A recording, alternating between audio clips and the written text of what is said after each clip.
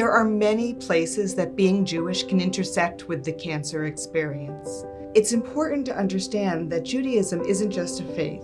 It's a culture, it's a genetic legacy, and each of those things can impact a cancer diagnosis, treatment, and even survivorship. For some in the broader Jewish community, there's still a strong stigma around cancer and hereditary cancer mutation. A cancer diagnosis or the presence of a mutation may not be shared with friends or even family.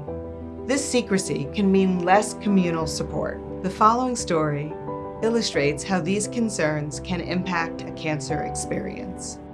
When I was first diagnosed, I was so horrified about it that I told no one. It took me a lot of courage to even tell my husband. At that time, I couldn't tell my children, and my youngest daughter living at home was at a stage where she didn't know anything about breasts or breast cancer. Part of not telling them was because I didn't want my breast to be a discussion point in the family. Since we have arranged marriages, if there's an imperfection, people will just go on to the next possible person on the market and find somebody with a perfect background. So that's why we keep it very secret.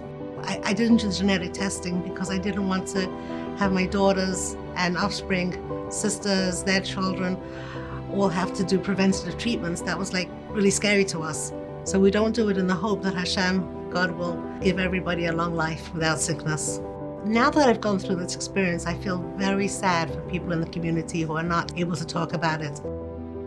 Modesty can be another barrier to care. Many Orthodox women dress conservatively, and men and women do not touch members of the opposite sex who are not related to them. Sylvia's story illustrates how modesty impacted the feelings that surrounded her treatment.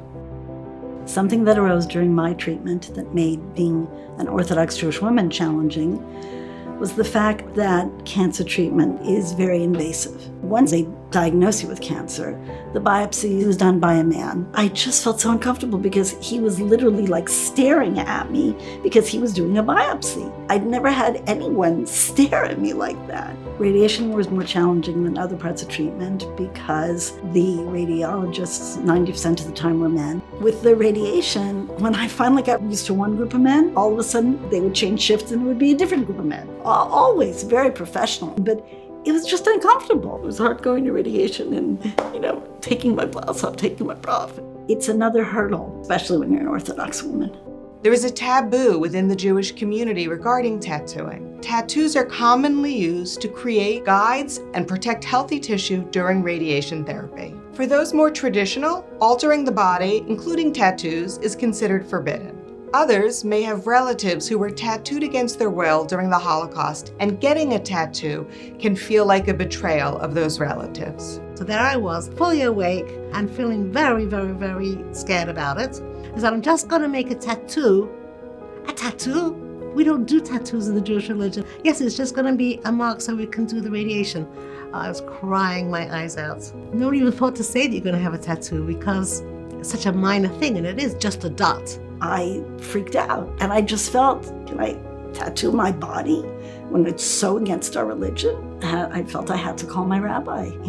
What do I do about the tattoos? The rabbi said it's not a question. If that's how they have to plot where they're going to do it, then of course you go ahead and do it. But my parents are survivors, so a tattoo to me is like the worst thing in the world. My father had a number on his arm because the Nazis did that to him to make him feel like an animal. It's a constant reminder. It's a reminder that thank God I survived.